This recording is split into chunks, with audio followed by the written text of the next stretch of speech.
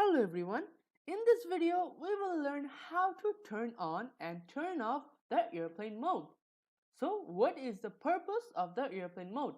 Now the airplane mode, it is in every device there, and what it does is it disables all the wireless communications from your Windows or from your PC. So what it does is it disables the Wi-Fi, the cellular, the Bluetooth, GPS and the NFC, all the wireless communications, it turns them off. So this is how we are going to implement this video. Now let's get started. So now we are back at my desktop. So first of all, I will have to click over here. Now all I have to do is simply click on this airplane mode.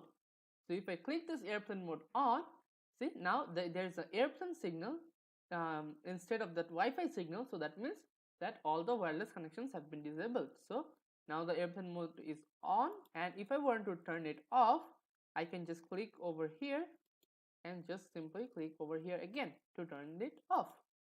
Now you see there's written off. So now there is a internet wireless connection back. So this is how you turn the airplane mode on and off. Now let's have a look at the summary. So in this video we have learned how to turn on and turn off the airplane mode in Windows. Thank you for watching.